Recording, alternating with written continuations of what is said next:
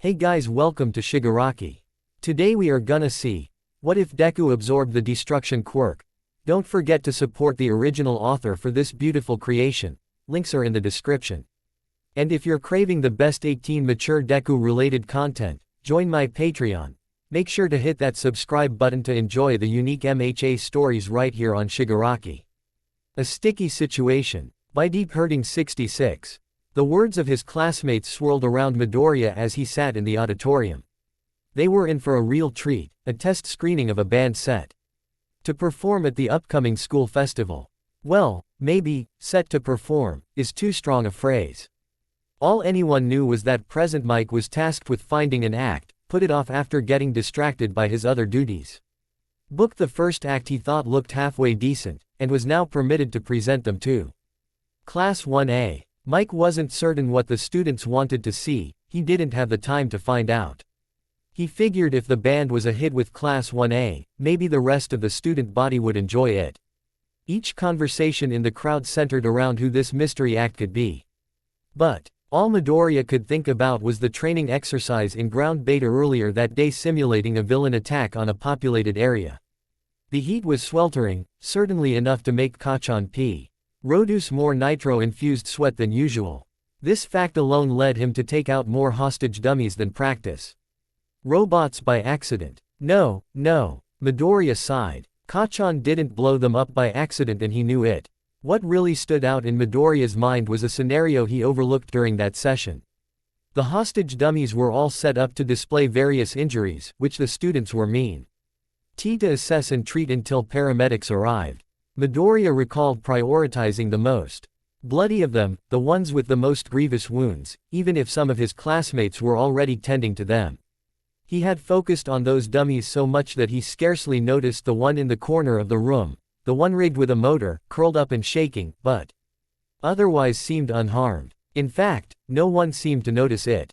The class was fortunate to have All Might as the instructor for that exercise. Had it been Aizawa, he would have laid into them with his almost apathetic yet biting criticism. No, the symbol of peace praised the work they put into tending to the other hostages until more help arrived, but still noted the one shaking in the corner. He explained that this one was undergoing symptoms of post-traumatic stress and could have used someone to comfort him. Always remember, he told them, not every wound is visible. Most of the class took this to heart, though as they left ground beta. All Might pulled Midoriya aside. He could tell from the boy's dejected look that his future successor was taking this personally, and told him not to dwell on the matter. It's something you'll get better at noticing the more you practice, his mentor told him. That cheered Midoriya up a little, but he just couldn't get the scenario out of his head. The sticky sweethearts. Midoriya, knocked from his thoughts, turned his head to Kaminari in the seat behind him. What are you talking about? Kaminari smiled. That's what I heard one of the teachers call the band, the Sticky Sweethearts. Midoriya looked towards the seat next to his. Uraraka met his gaze with an equally confused expression. I don't think I've ever heard of them before, she said. Midoriya shrugged. Me neither. They could be some sort of experimental group. Ribbit, Sue croaked in, maybe with a heavy artistic angle. Bakugo leaned back in his chair and huffed. Figures, he said, Mike must be desperate.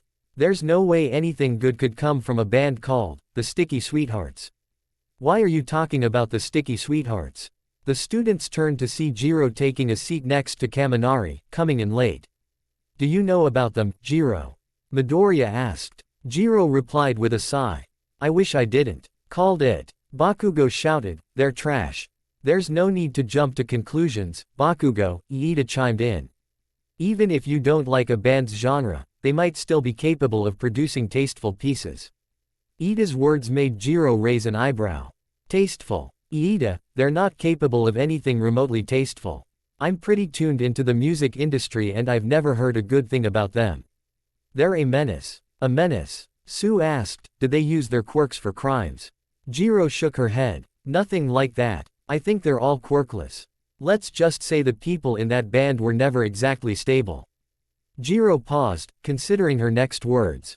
But the frontman, he really fell off the deep end after his girlfriend dumped him.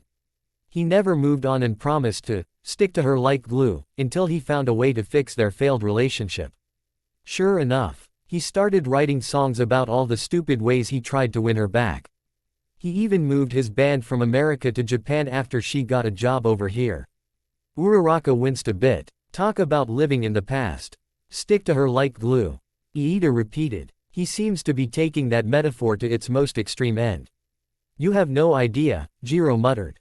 Maybe it was the way Jiro had said that, but Sam. Ethan told Midoriya there was more to that statement. What do you mean? He asked her. Jiro sighed. It has to do with the name of one of their more well-known songs. What's it called? Uraraka asked curiously. A blush appeared on Jiro's face as she looked towards the floor. Midoriya looked back to Uraraka, who winced again. She realized she probably shouldn't have asked that. After a brief but notable silence, Jiro muttered something. What did you say? Kaminari asked. The blush on Jiro's face only grew as she muttered again, slightly louder. We still can't hear you, Iida said with an air of helpfulness. Only for Jiro to give the same barely audible muttering. Speak up, long lobes. Bakugo shouted, causing Jiro to blurt out. I glued my balls to my butthole again. Her whole face flushed red as she turned to see Mineta taking the seat next to hers, his jaw practically hitting the floor as he hesitantly asked, You have balls? Immediately, a long frog tongue wrapped around Ada's small frame as Sue lifted him into the air and tossed him clear across the auditorium. There was a long pause after this. Kaminari finally broke it. So, that's the name of the song. Jiro interjected, putting her head in her hands. Why are you guys even talking about the sticky sweethearts? Midoriya and Uraraka looked at each other nervously, then looked back at Jiro. Finally, Uraraka totted quietly, there the band mic found. Almost at once Jiro's face shot up from her hands with a look of horror. What? She shouted, you're joking. What was he thinking? Who cares? Bakugo said, leaning back in his chair again. They're probably some lame. Jiro shot him a look so aggressive and serious, it actually stopped Bakugo mid-sentence, a feat all on its own. Didn't you listen to anything I said? Jiro shouted. That band is a menace. Mike has no idea who Now Jiro was cut off, by the lights in the auditorium dimming. As the curtain parted, all she could do was give an almost breathless, no. Midoriya looked up. There, on stage, were the Sticky Sweethearts, a 5-man group with drums, guitars, and a saxophonist. Their suits and haircuts made them look like a band with a Buddy Holly style. In fact, they sort of resembled 1950s rock and roll performers, a far cry from the image Jiro put in their heads. Yet, Midoriya could tell from the worried expression on his friend's face, there was more to it. The frontman of the group walked up to the microphone, a friendly smile gracing his face. He was a young man with a clean haircut, a dark complexion, and a suit. He looked perfectly normal, certainly not like a menace. Midoriya began to wonder, if only briefly, if this really was the group Jiro warned them about. That is, until he noticed the bottle of glue stuck to the left sleeve of the frontman's coat. Good afternoon, Ua. The frontman shouted, this first one's a tender little tune about young love, surprise encounters, and bonding with your future in-laws. More than that, it's about the night I proposed to my true love. The first few guitar strums rang out with surprising polish, reverberating through the auditorium with the swagger of a polished rockabilly act. Midoriya, tense in his seat, felt a moment of almost relief, maybe this wouldn't be that bad. Then, as the spotlight hit him, the frontman leaned into the mic. I'm just chillin' half-mast under your bed. I've been sitting in darkness since 10:30. A visible wave of discomfort spread across the audience. Shoulders shifted. A few students exchanged glances. Bakugo narrowed his eyes in suspicion, arms crossed. Meanwhile, Mineta leaned forward in his new seat, a gross smirk spreading slowly across his face. I finally hear the door open, it's your dad. He heard me rip ass, and now I'm dead. Midoriya blinked, as if he hadn't heard correctly. What is happening? He whispered in horror. He threw the mattress across the room. Your mother was crying, and your dad was nude, tight. Jiro dropped her face into one hand, shaking her head. Oh my god, she muttered. He's serious. I told you this guy was a menace. That was the first time. Whoa oh. Oh, it was the worst time. Whoa oh. Oh. That was the first time I saw your dad nude. Principal Nezu's ears twitched. From the rear of the auditorium, he slowly raised his phone. Speaking to Mike, his voice deceptively calm. You need to cut the microphones. Now. Backstage, a wave of panic had already begun. I'm trying. Present Mike snapped, yanking at the audio board. They're not connected to the main system. They brought their own rogue PA. It's glued in here. I mean that literally. They actually glued everything in here. Aizawa's mouth formed a tight line as he turned to Nezu. I'm shutting this down the old-fashioned way. With that, he began striding slowly toward the stage, scarf unraveling behind him. I saw his balls and his butthole too. I asked if he needed any glue. He got so mad, I didn't know what to do, so I emptied the glue. Onto your mother's boobs, tight. The auditorium erupted. Someone screamed. Momo Yaoyorozu fainted with a dainty thud against her seat. Bakugo stood up so fast. His chair skidded across the floor behind him, fists clenched and eyes burning with the promise of violence. Principal Nezu hurled himself toward the fire extinguisher on the wall like a man on a mission. That was the first time I saw your dad nude. Aizawa was halfway down the aisle. His eyes remained fixed on the band all the while. He tackled so hard, my glue bottle broke, the frontman crooned, oblivious to the carnage. And his balls got stuck to the back of my throat. Bro, what is this song? Kirishima gasped, laughing and cringing at once.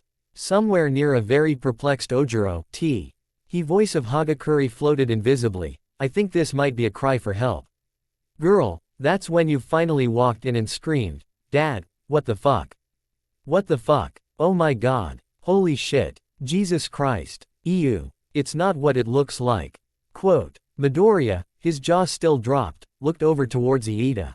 The class representative was motionless, expressionless, as though the sheer absurdity and inappropriateness of what he was hearing caused his brain to shut down.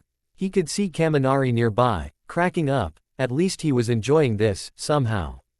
Next to Midoriya, Uraraka covered her ears, her eyes squeezed shut. Make it stop, she begged. Make it stop, please. Your father tried to break my neck with no remorse. Your mama was screaming that she wants a divorce.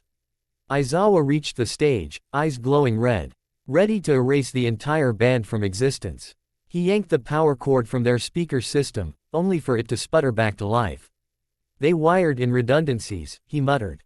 What kind of maniacs? When his balls unglued. From the back of my throat. That's when I got down on one knee, to propose. But hold on, girl. Before you answer, I must ask your dad. If I can take his daughter's hand. I guess I'm just old-fashioned like that. In a sudden, merciful blackout, the spotlight vanished. Aizawa had ripped the entire speaker rack from the stage with a guttural growl. Sparks flew as wires snapped. The only sound that remained was the hissing of smoke as the auditorium fell into stunned silence. Then, through the haze, the frontman, still holding the mic, spoke into the void. He said no. The sticky sweethearts were zip-tied and seated against the wall like captured villains. They looked less like rock stars and more like disappointed criminals who'd been caught spray painting their ex's house for the third time. The concert didn't last long, ending as soon as Aizawa dragged them off stage. They weren't exactly difficult to apprehend, though their act still went on longer than it should have. Aizawa stood in front of them, his patience worn thin to the bone. You are never coming within 500 meters of this campus again. The frontman lifted his head slightly. His voice was calm, sincere. What about just the courtyard? No. The gym? No. What if no one is in it? No. Present Mike stood behind him, arms crossed. He exhaled, his voice almost thoughtful. Admittedly, catchy chorus though. Aizawa shot him a deadly look. It would be a very long time before Mike could live this one down. Midoriya sat on a bench off to the side, staring at the floor with wide, unblinking eyes. Much to his surprise, he wasn't thinking about the day's training exercise anymore, if only because he felt like the dummy in the corner. I think I have psychological damage. I respect the chaos. Bakugo muttered darkly beside him, but next time I see that guy, I'm blowing up his PA with my face. Midoriya didn't respond to him, unable to form a coherent thought to counter that. Still, at least he'd never have to hear the sticky sweethearts again. A day had passed since the incident in the auditorium, and Midoriya was enjoying some peaceful, quiet downtime in the dorm's common room. Kachan lay on the couch across from him, scrolling through his phone, his scowl seeming to grow every few seconds. Midoriya briefly wondered what could be making him angry, but pushed the thought out of his head and sipped his tea. He almost dropped his cup in surprise when he heard raucous laughter coming from the table across the room. Mina and Kirishima had been looking at something on a laptop for some time, and doing their best to suppress their giggles all the while. Seems they couldn't hold back anymore. What the hell? Bakugo yelled, throwing his phone across the room in anger as he got up and trotted over to Mina and Kirishima. Midoriya rose to his feet and followed. It's never a good thing when Kachan gets this angry. As Midoriya walked towards the table, with his two friends laughing uproariously, some of his other classmates beat him to it. Uraraka, Sue, Iida, and Jiro joined him. The latter two made it there first, and their reaction gave Midoriya a pretty good idea of what was on the laptop. Jiro immediately sighed. "Oh, God," she muttered with disappointment. Iida froze in shock of what he saw. "What's with the goddamn laughing?" Bakugo demanded. Kirishima and Mina, still in the throes of laughter, moved aside to show everyone the video they were watching. The Sticky Sweethearts, top-rated music video. Iida twitched, then final. Y gained enough thought processing power to speak. You can't be serious. You're bringing this filth into our dorm. On the table where we eat our meals. Did you learn nothing from yesterday?" Kirishima dropped his head onto the table in laughter. Mina suppressed her giggling just long enough to address the class representative. "Yeah," she said, "we learned these guys are hilarious. She paused to stifle more laughter before resuming, "Just watch this. Bear with us for a second." Mina clicked the play button on the video. It opened on a grainy black and white shot of thunderclouds rolling ominously across the sky. A jagged bolt of lightning tore through the darkness, briefly illuminating a house on a steep cliff that jutted out over a churning sea. There, backlit by the storm, stood the Sticky Sweethearts, motionless, dramatic, like some low-budget rock opera conjuring the apocalypse. The frontman stood alone at the edge, wearing his usual suit but posed like a messiah. Arms raised to the heavens as if summoning some ancient demon with the power of song as he spoke. Some might call romance dangerous, illegal, in poor taste. But love casts long shadows. PFF'd, lawn. G shadows, Kirishima repeated as he and Mina both resumed giggling. Then, the frontman began to sing. "Whoa oh oh, when I'm layin' outside your window cryin' in the pouring rain. With my wiener sticking up, just let me explain." Nobody in Class 1A said a word. They stayed frozen, eyes locked on the screen, as if collectively questioning reality. "Oh no," Jiro whispered, horrified. "This is worse. This is so much worse. When the lightning flashes, you're gonna shit your asses. 'Cause the shadow of my wiener looks fucking massive." As the band performed the song's chorus, "You like that shit?" the camera zoomed into a window on the cliffside house, showing a darkened bedroom. With each lightning strike, the room was briefly illuminated, and presented with a particular shadow. The language, the imagery, Iida sputtered, his arms moving in rapid, panic-chopping motions. His glasses had begun to fog. "Don't give yourself another aneurysm," Bakugo huffed at him. Mina was already halfway off her chair, clutching her ribs, shrieking with laughter. "The shadow of my wiener. I can't, my chest, help me." Kirishima joined her, barely able to breathe. He actually called it his wiener. Iida had now turned a vivid shade of red as he watched the video. That shadow's not even physically accurate. The shadow of my wiener, cascading down your face. The shadow of my wiener flopping all over the place. Uraraka recoiled. Why would he say that? She gasped, voice barely more than a squeak. Midoriya, in stunned silence for the longest time, finally asked, "Is this really what he thinks an act of love looks like? I literally can't think of any other way to show you how much I fucking love you." "There's your answer," Kirishima blurted out before doubling over. Again as the video reached its conclusion. Uraraka briefly struggled to find the right words. If he based that song on something he did, he must have gotten in trouble. "That's just illegal. And unsafe," Ribbit, Sue said. Stone-faced as ever, if he did that while lying down in a thunderstorm, he might turn his wiener into a lightning rod. Despite the seriousness of Sue's comment, it elicited more laughter out of Kirishima and Mina, as well as a disappointed, "ah," from behind the group. The students turned around to see Mineta, with a notebook in hand, as though he were taking notes on the video. He quickly showed himself out. That's not all we found, Mina stated excitedly, they made so many songs, and each one gets dumber. Like, Gluing Myself to Your Roof, or, The Saga of Your House Part 7, I'm Still Up Here. Single quote. Mina, Kirishima said while holding back another laugh, Mina. Show them the live one. The one they used in the album. Mina giggled as she clicked on Aneth. Tab displaying a different video. The Sticky Sweethearts, Pullin' Out My Pubes, live in Gary, Indiana. There was a long pause as Kirishima and Mina burst into more laughter, while everyone else looked on, stunned. Uraraka did a double take at that name. Is he really? No, don't worry, it's just the name of one of their songs, Jiro explained, reluctantly. Though he probably based it off real events.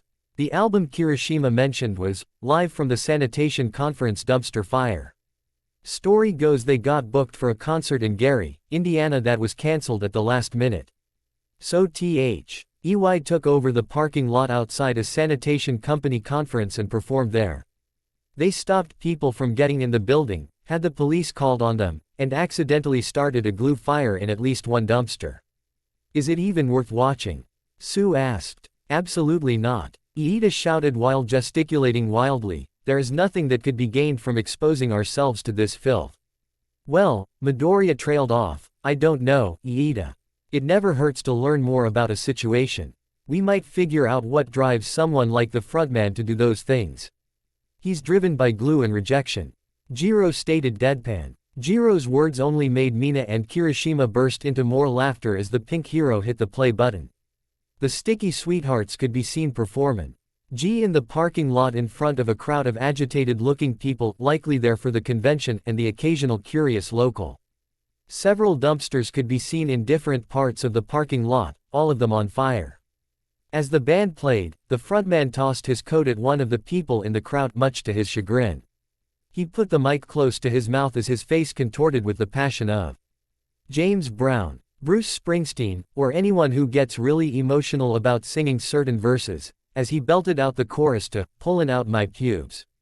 She loves me not. Ooh, she loves me not. At this point, the frontman began tearing his shirt off, or at least he tried to.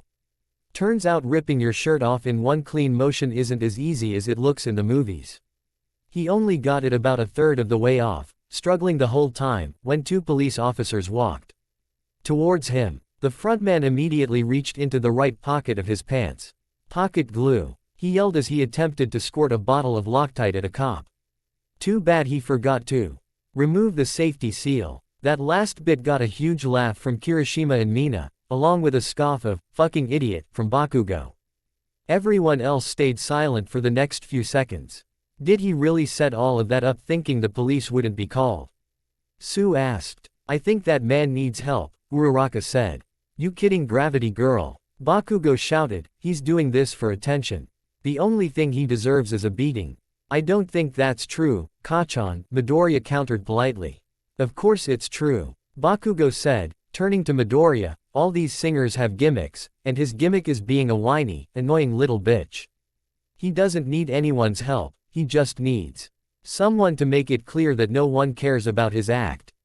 Midoriya thought this over, and turned to the resident musician. Jiro, you know more about this band than anyone here. Do you think it's just a gimmick?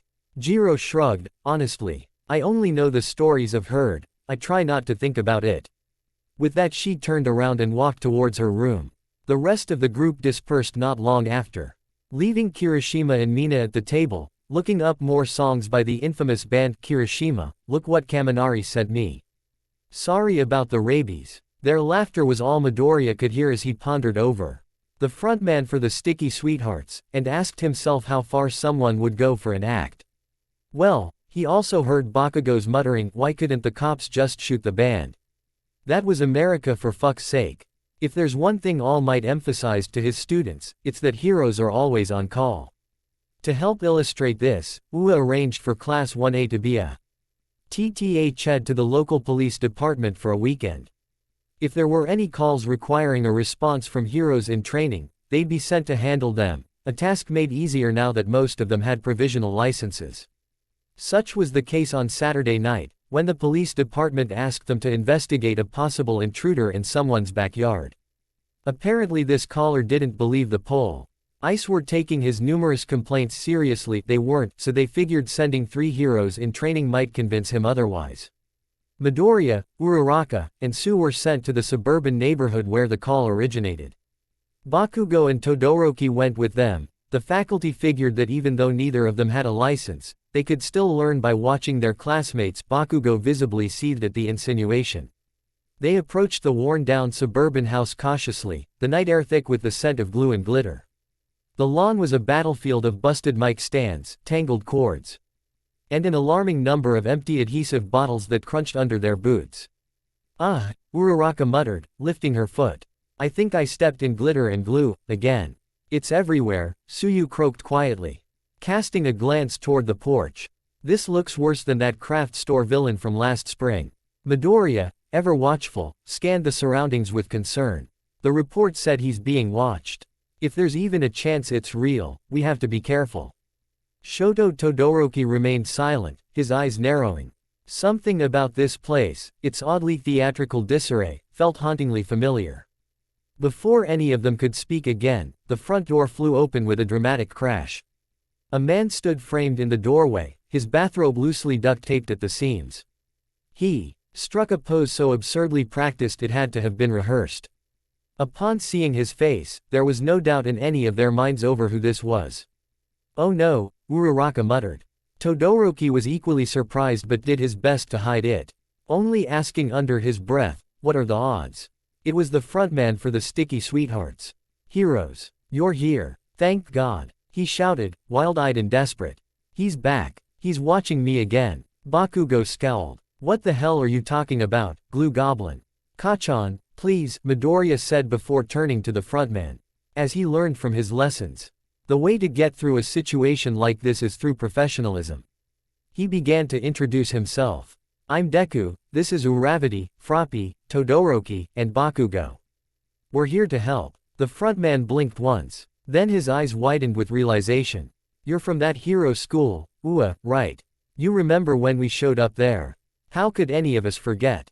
Todoroki bluntly stated. The frontman smiled. "Man, that concert was tight, like, locked tight. At least till the end." He trailed off for a couple of seconds before regaining his composure. "Please, come in. I'll tell you everything." Almost as soon as the students walked through the door, the stench of glue overcame them. The entryway to the house was filled with cardboard boxes of glue stacked all over, some of them opened.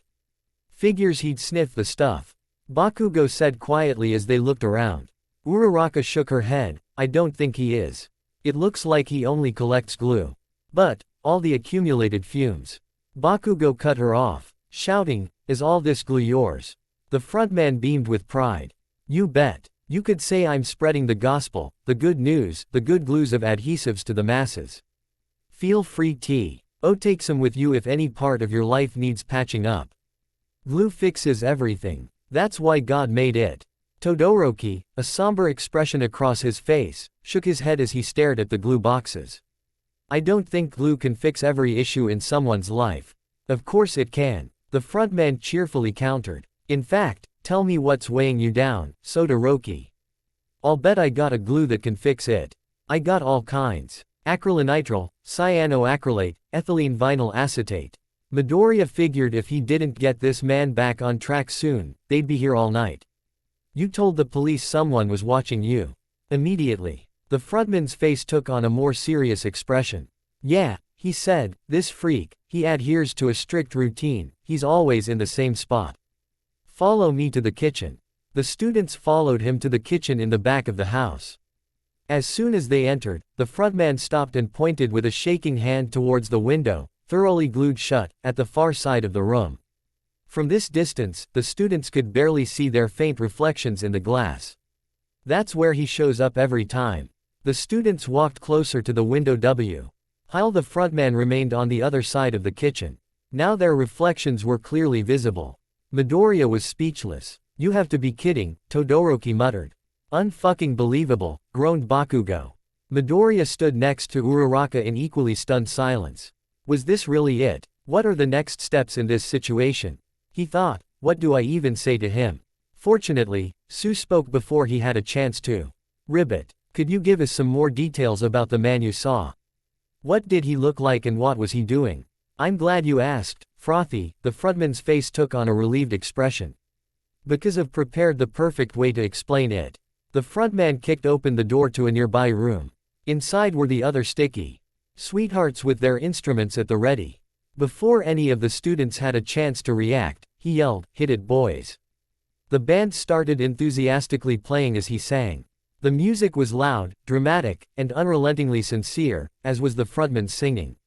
There's a guy outside with bloodshot eyes, staring through my window every night and day. Sometimes he's cool, sometimes he's nude, but his eyes never look away. The students froze as the verse went on, each line growing more confusing and personal. Suyu tilted her head toward Todoroki, whispering, "I think this is still part of the emergency." Todoroki didn't respond immediately. He was watching the performance with the quiet detachment of someone processing a train wreck in slow motion. "We need to assess if this is a delusion," Midoriya murmured, concerned.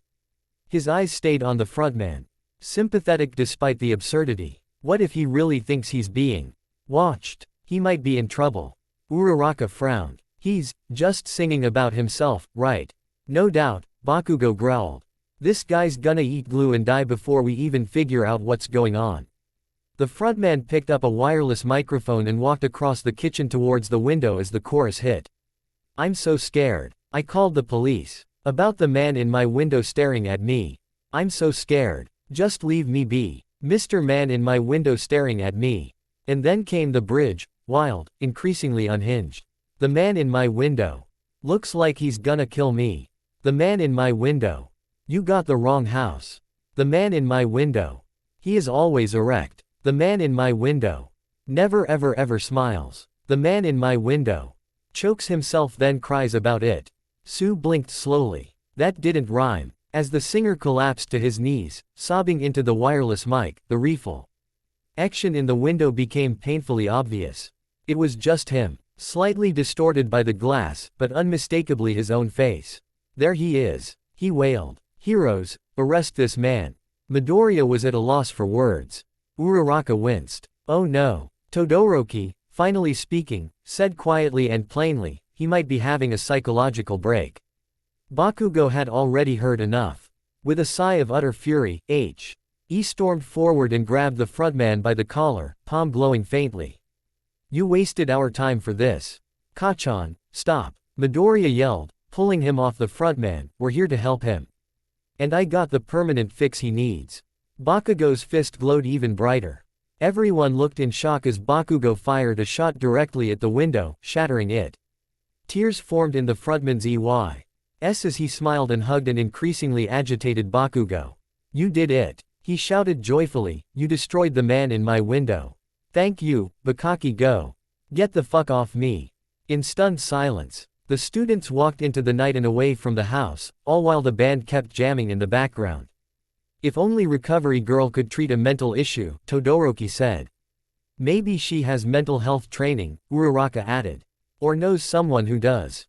Though, I guess depending on his issues, she might need a tranquilizer. Ribbit, or non-glue-based restraints," Suyu offered helpfully. Bakugo remained silent, his pride grievously wounded by the mangling of his name.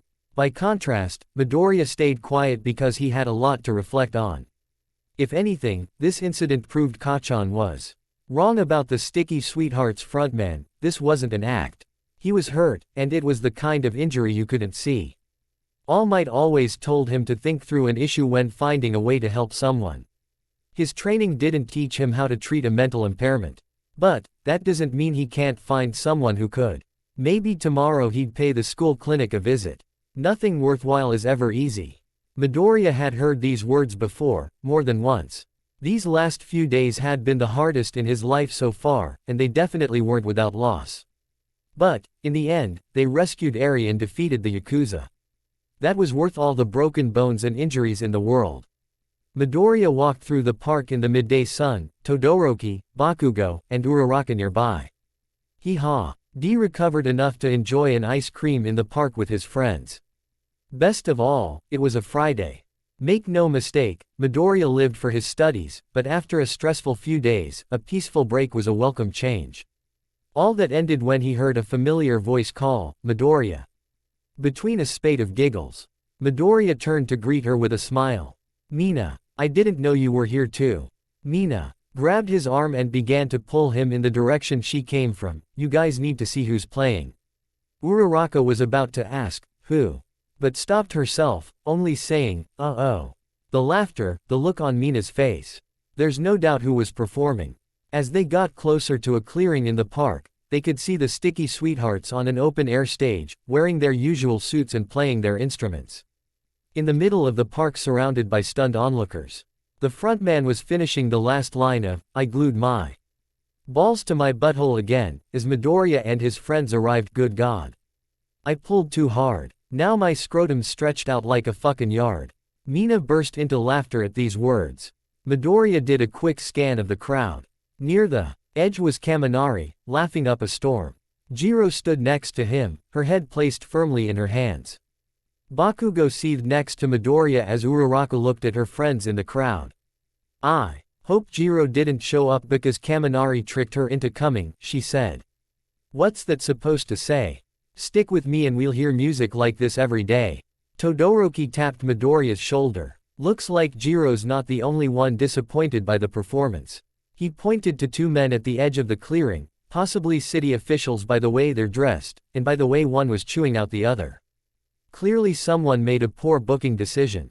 "Thank you," shouted the frontman, oblivious to the emotions of the crowd. "This next one's about trying to win back the love of my life. I dedicate it to your great country, cause it has the world's best genital reconstruction surgeons." The band moved into the next song, loud and fast, as the frontman sang with the passion of the deranged. "I bolted myself under his car. In the middle of the night. He was picking you up for a date and shit was gonna be tight. Panic set in as he hit the road. I forgot to strap my humongous chode. It dragged on the pavement, mutilated and red. The fumes and the gravel almost knocked me dead."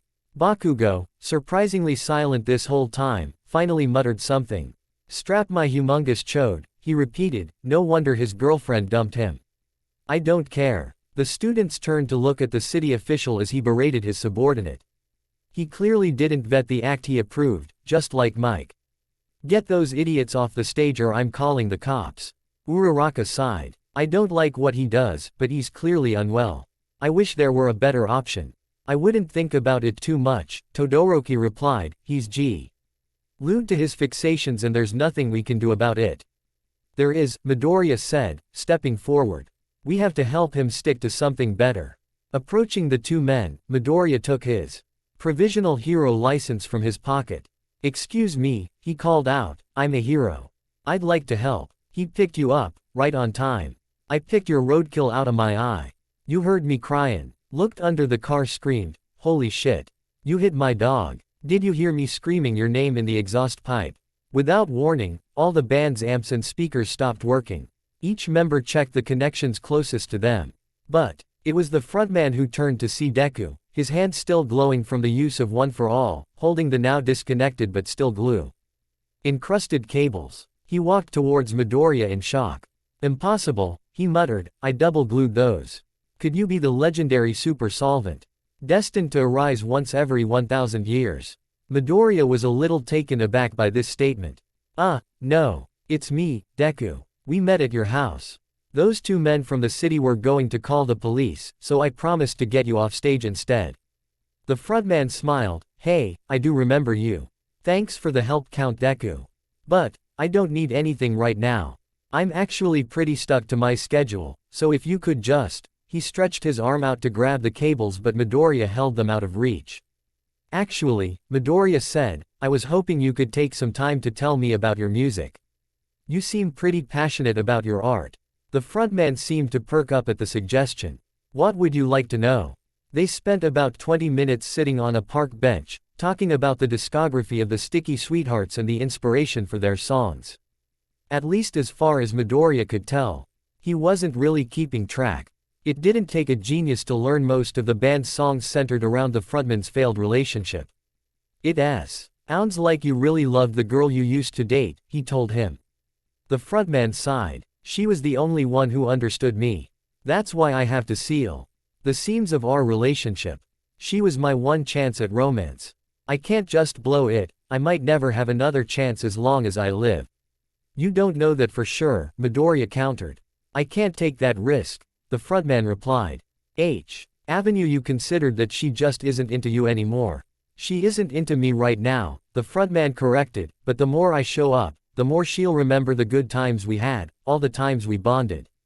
I may have forgotten important dates, totaled her car after that fortune teller tricked me into thinking I was the reincarnation of Evel Knievel, accidentally gave her rabies." The frontman trailed off, staring into the distance as Midoriya considered what he said. His issues seemed to be very deep-seated. Finally, he looked back at the hero. "I'll admit, I was wrong most of the time. But, I've changed. And she has to see that. Then, I can put the tackifier back in our relationship and finally fix everything." "But that's the issue," Midoriya said, "some things aren't worth fixing. If you'll just get yourself killed trying." The frontman did a double take at this. "Get myself killed? Kid, I haven't come close to dying." Midoriya shook his head. "I think you have. You were just singing a song about getting trapped under someone's car so you could surprise your ex-girlfriend. Those attention-seeking stunts, the glue hoarding, your lyrics, they all speak to being stuck, trying to fix the unfixable. And not being able to move forward. Do you really want to die trying to win back someone who moved on without you? Wouldn't you rather be something other than the man in her window?" The frontman looked down. For almost a whole minute, he stayed silent. Midoriya carefully watched him. He figured he had broken through to him, now he had to see what he says next. Finally, the frontman looked at him and spoke. "Do you have a better plan?" Midoriya took a card out of his pocket and handed it to the frontman. "That has the number for a psychiatrist," Midoriya explained, "one that even heroes see. She's one of the best in the business and she'd be happy to help you." The frontman slid his finger along the edge of the card, deep in thought. "What would I have to do?" Midoriya smiled. "Well, the first thing she might ask is to stop buying so much glue." Immediately, the frontman handed the card back to Midoriya and stood up. He was not indignant, nor upset. Rather, he looked like he was dedicated, on a mission. "I'm sorry," he told Midoriya, "but I can't do this. If suffering behind the scenes is what I must do to patch up the cracks of my life and bring glue to the masses, then I swear to Elmer. That's just what I'll do. I thank you for your wisdom, great Deku tree.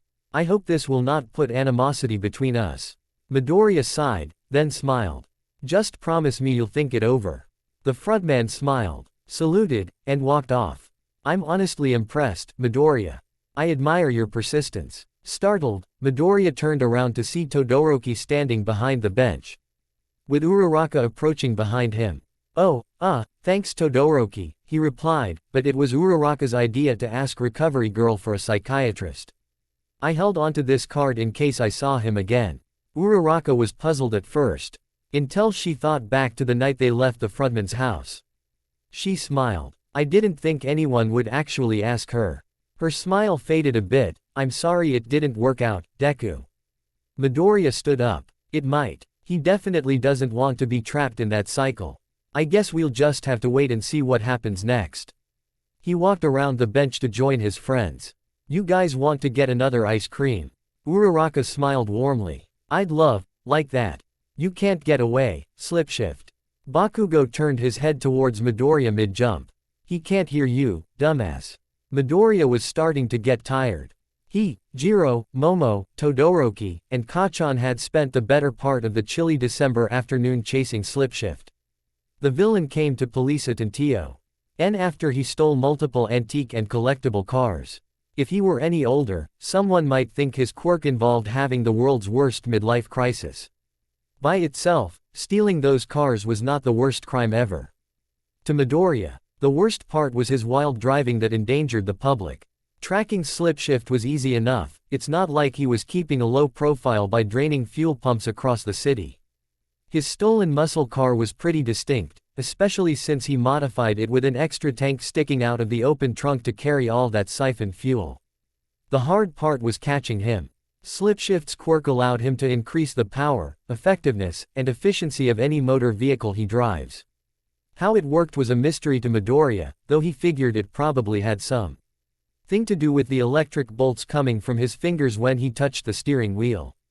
What they knew for certain is that he made that car fast. Bakugo blasted his way down the street, with Momo on his back, trying to keep up with the muscle car. Midoriya couldn't hear his muttering, but he knew Kacchan was cursing. Keeping pace with the explosive hero was Todoroki, gliding on the ice he made with Jiro holding onto him. Both squinting to see the villain's car off in the distance. Midoriya began using even more of One for All in his legs. He definitely got closer, but not by much. Saint when it seemed Slipshift would disappear on the horizon, Todoroki fired a jet of ice ahead of the villain's vehicle, blocking the road. The muscle car swerved and turned into the only area left for it. An alley on the left side of the road. The group stopped just outside the alley as Todoroki addressed them. "I know the alley up ahead, it's a dead end." Midoriya breathed a sigh of relief and smiled at his friend. "That's great. Now we need a plan to approach him. We'll blow up the car." Jiro sighed at Bakugo's suggestion. "We can't destroy the car." "Jiro's right," Todoroki said. "It's stolen property and the police want it returned. They said only to destroy it as a last resort. Screw property. I'm pissed. How about this?" Momo offered as she pulled a metal object shaped like a clamp from her chest. "Keep him distracted. I'll sneak up to his car and put this boot on it." Bakugo grunted. "Good enough. Let's just get this shit over with." "Hold on," Momo interrupted, due to his quirk. "We might need something else." Midoriya, Jiro, Bakugo, and Todoroki slowly made their way into the alley. As Momo predicted, Slipshift used his quirk to supercharge the car's headlights. They would have blinded the student heroes if not for the protective goggles she made for them. Momo quietly rappelled down the side of the building behind the car, boot in hand. All the while, Slipshift kept his gaze and his headlights fixed on the students in front of him, his face an odd mixture of surprise and annoyance. He rolled down the window and stuck his head out. "Man, you kids just don't give up. What's it gonna take to let me go back to my joyride?" Midoriya took another step forward.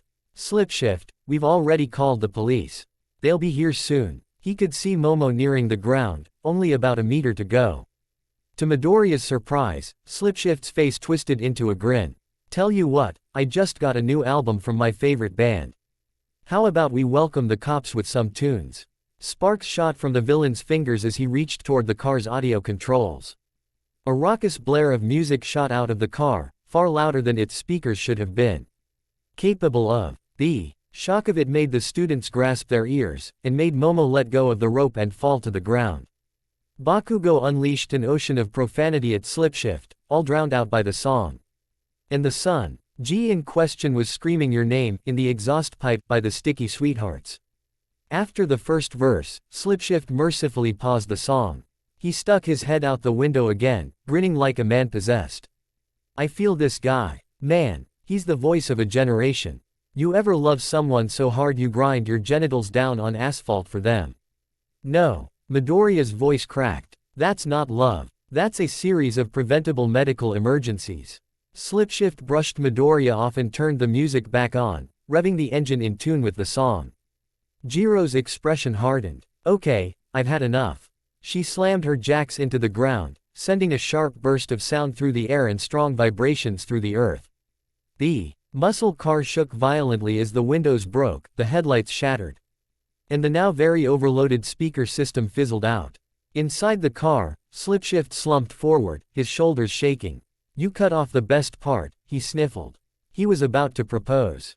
Bakugo turned to Jiro, his face filled with rage. "So you get to destroy the car but I don't." Jiro remained stoic under Bakugo's gaze. "You would have hit that gas tank and you know it." Bakugo remained silent. She was probably right. Momo stepped forward carefully, her voice calm and professional. "Sir, step out of the vehicle with your hands up, and your playlist deleted." Slipshift looked up at her with red-rimmed eyes. Do you think she'd have said yes? Bakugo didn't miss a beat. The only thing she'd say is, "What the fuck is wrong with you?" I'm starting to wonder if we should list that band as a hazard. Uraraka said. She had just listened to Midoriya, Jiro, and Bakugo tell how they arrested Slipshift after the three of them joined her and Tsuyu. They were helping with security at the shopping plaza. Christmas was next week and management had requested assistance since their guard staff would be busier than usual. Currently, the victorious arresters of Slipshift sat on a bench, exhausted and with their heads leaned back. The villain's weaponization of the sticky sweethearts discography left them worn out. They're already on so many lists, Jiro muttered. And Slipshift was annoying enough on his own. Sue and Uraraka looked over the drained faces of their friends. Getting loud music blasted at them was painful, but it being the sticky sweethearts made it agonizing. It had been a while since the students last saw the band, at least in person. They did see the frontman interviewed on the news a couple weeks ago after he was accused of digging a 2NNEL into the home of an American expatriate. He went off on weird tangents about glue, at one point calling tape glue for people with commitment issues. Shiro did not appreciate that. Noting the exhaustion of her friends, Uraraka wondered if the gap between these encounters made the band's music more effective against them. She knew the band members had no quirks, but could someone else's quirk make their songs soul-rending? Would there be a lasting effect? Her concerns were allayed when Midoriya looked up at her. A tired smile crept across his face. It was still a job well done. We couldn't save the car, but at least we caught Slipshift. Uraraka smiled warmly. We don't give up, do we? Midoriya nodded. It's what heroes do. Bakugo leaned forward, propping his head with his hand. If I ever hear that fucking band again, it'll be. Ribbit, don't finish that sentence. Bakugo, after a long sigh, turned his eyes towards Sue. Why? If you say that you'll probably jinx it. Don't tell me what to do, Frog. If I ever hear that fucking band again it'll be too soon. And if I ever see them again. He stopped mid-sentence, rising to his feet. Wait, do you hear live music? Jiro cocked her head, earlobes twitching as her ear jacks pulsed to life. Yeah, guitars, she said grimly. Badly tuned. And, uh-oh. A deafening blanggggg of power chords suddenly blared through the shopping plaza, drowning out the mall's soft jazz rendition of Silver Bells. Over the mall intercom, a familiar voice, equal parts raspy and desperate, echoed like a curse. Merry Christmas, Musudafu. The voice shouted. 'Tis the season for adhesion. The students hurriedly made their way to the central atrium. On the small event stage, previously reserved for choirs and photos with Santa, were the Stick Y Sweethearts with all their instruments and equipment. Each member of the band wore a festive Santa hat, except the frontman, who wore a long glue-stained Santa coat and nothing else. He looked more tired than usual, like he hadn't slept in days. A small crowd of shoppers gathered around the stage, perhaps out of a morbid curiosity. The students looked on in disappointment. Why now? Jiro whispered. Sue stepped in front of Bakugo and looked him dead in the eyes. I warned you. She stepped aside, revealing a Bakugo who was incandescent with rage. Here's a song I wrote a little earlier this week. The frontman's face contorted to exacerbation, before quickly shifting back to a mad smile. I swear I didn't rest until I got it right. Maybe you'll appreciate my effort. The lights dimmed. Fog billowed. A snow machine misfired. And then the frontman sang, I'm up on your roof, totally nude. I thought I'd surprise you covered in glue. I fell down your chimney, now I'm stuck crying face down, ass up. Uraraka looked around the crowd in horror. There are children here. They can't hear this. Ho ho ho. What did I do? All I want for Christmas is glue. And you? Jiro stared, expressé, on blank from exhaustion and disappointment. This is my first time hearing a Christmas song that made me question the value of human expression. Oh Father Christmas, I need a hand. I glued these bells to my butthole again. Bakugo clenched his fists in rage. I've had it with this cryboner garbage. His voice bellowed across the plaza, but it did nothing to disrupt the performance. Midoriya's eyes were wide, but his voice was soft. He sounds sad, like he's crying out for help but doesn't know how. A mother screamed and yanked her children behind a decorative snowman. Where are the heroes? Do something. Uraraka snapped into action, rushing to the parent. It's okay, we'll handle the, glue man. A 10-foot inflatable reindeer behind the drummer wheezed its last breath and collapsed in slow agony. The Sticky Sweethearts played on. On all fours now, Covered in glue, glitter, and desperation, the frontman belted, "Your man started beating me with a log." I screamed and begged for him to stop. A security guard rushed the stage but immediately slipped on a tangled, glue-soaked extension cord. Midoriya, already walking in the same direction, helped the guard to his feet. "He's not doing this to hurt anyone," he murmured. "He just doesn't know where else to go. Please, let me handle this. I promise this band won't come back." Jiro crossed her arms. "So what, we just let I am glue himself into a breakdown every couple months?" Midoriya shook his head. "No, we have alternatives." He pulled the card for the psychiatrist out of his pocket. Uraraka's eyes widened at the sight. "I'm surprised you kept that." Midoriya nodded. "I knew there was a chance I'd see him again someday. Maybe this time he'll listen." Jiro sighed. "I appreciate what you're saying, Midoriya, but with this guy, it's a pipe dream. The band is a glue stain on the music industry and the frontman won't listen to reason." Midoriya turned to her. "You don't know that for sure. He'd rather tunnel into his ex's house than move on. The bastard hoards glue and gets his balls stuck to his ass. And in one of his songs he used his pubic hair for divination, ribbit." Midoriya weighed his friend's words in his mind. They had a point. The frontman did not have a track record for rationality. He looked up to the frontman, now making a Herculean effort to keep singing as the weight of his emotions pushed him to the ground. Midoriya's brow furrowed. "I still have to try. It's what heroes do." The music faltered as Midoriya approached. The band's bassist nervously backed up. The frontman, panting and emotionally ruined, looked up at Midoriya with tired eyes. "You know what I asked Santa for, Deku?" he rasped, picking glue from his chest hair. "Just a hug. And a girl who won't file a restraining order when she finds me in her vents." Quote. Midoriya crouched beside the frontman, close but cautious. "I think, what you really want is someone to listen. And maybe someone to help you unglue your life. A little at a time." The frontman blinked, bits of dried glue clinging to his lashes. "You still got a number for someone like that?" Midoriya held out the small card. "She's helped a lot of people," he said. "She's patient. And she's very familiar with glue-based metaphors now." The frontman took it like it was a sacred relic, eyes shimmering with something. "Elmer's. Or maybe hope. You really think someone like me deserves help?" Quote. "Everyone does," Midoriya said quietly. The frontman stared at the card in silence. The other students stared up at them in awe, like they had just witnessed a Christmas miracle. And then that sacred quiet was cut when the bassist accidentally stepped on the effects pedal, triggering a looping auto-tuned scream of, "Glue, glue, glue, glue." The following morning, at a quiet therapist's office on the edge of Musudafu, a glue-stained intake form slid through the mail slot. It was unsigned, except for a heart, and the word, forgiveness. The streets of Musudafu were still wet from the recent rain, steam curling from manholes and vents as the afternoon crowd bustled along. Midoriya walked with Uraraka, Mina, Jiro, and Tsuyu, enjoying the rare calm of a weekend outing. Their winter break had ended fairly recently, and the quiet after the chaos of the last term was a welcome reprieve.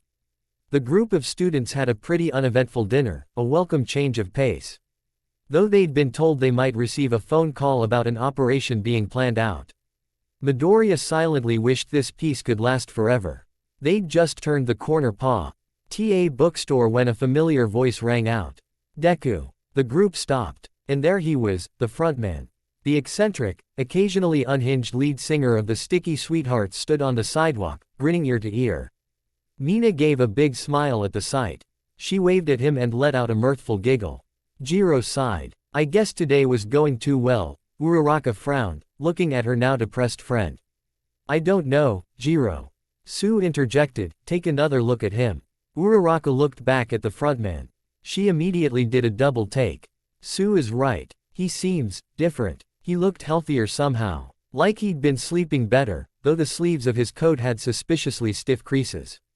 Beside him stood a slim Japanese woman with shoulder-length black hair. Unable to wipe the smile from his face, the frontman gestured to the woman next to him. "I'd like you to meet Aika. We met in therapy, she's an artist. Honey, this is the hero who made everything possible." Aika smiled politely and waved to Midoriya. Surprised, Midoriya approached them. "Oh, hi. I haven't seen you since before winter break."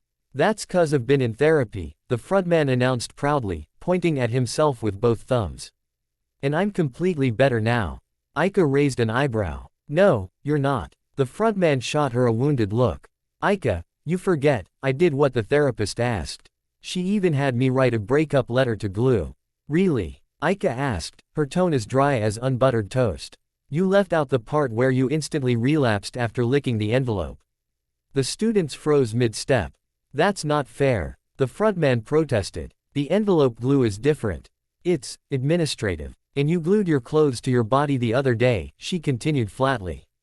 I didn't want them to fall off, he said. As if this were an airtight legal defense. That's not a good reason. The frontman balked at this. Of course it is. It's a very good reason. And you just added glue to your speech again. Midoriya scratched his cheek, awkwardly smiling. Well, I'm glad you're making progress. Progress, Aika said, folding her arms, would be choosing between me and the glue. Right now. The frontman's eyes went wide, like she'd just asked him to pick between air and water. He took a step back. That's not a fair question. It's a necessary one. The NT man stood silent for a solid 10 seconds before he turned toward Aika, clutching an imaginary microphone. You've taught me things I'll never forget. There are things I've done that I regret. Before anyone could say another word, music swelled from somewhere behind them. Jiro's eyes narrowed, scanning for the source, until the rest of the sticky sweethearts came strolling out of a side alley, already playing their instruments.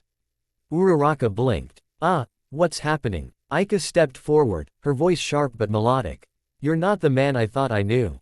You let me down when I needed you. Don't think. Just choose. Choose. Is it me, or the glue? The chorus hit like a confetti cannon, the band swaying and grinning as they backed him up. I gotta be honest, I don't know what to do. I can't be stuck between you and the glue. Pedestrians stopped to watch. Someone started filming on their phone. From the peripheral, Mina slid up to the band, jamming to the music and singing along. Don't think. Just choose. Jiro just gave a slow, silent what the fuck as the duet barreled forward. The frontman, nervousness spreading across his features, pulled a tube of glue from his pocket. Letting it rest in both hands and staring at it intensely, he fell to his knees, trembling slightly. Midoriya placed his hand on the shoulder of the frontman who turned his head to look at him. The young hero smiled warmly. You can do this. Think of how far you've come already. That's proof that you can. The frontman, sweaty and breathless, stood up and turned to face Aika. For a moment, the students thought he'd choke on the choice. Then he straightened, looked her dead in the eyes, and said, I choose you. He tossed the glue tube into a nearby sewer opening. Aika's expression softened as she took his hand. The band cheered. Together, the happy couple and the band walked off into the sunset, still playing their instruments as if this were completely normal. Midoriya smiled as he watched them. Mina wiped away a happy tear. The other students stood in stunned silence for a long moment. Well, that was amazing, Mina said, grinning. 10 out of 10, no notes. Notes, Uraraka said slowly. Definitely notes. But, good for them.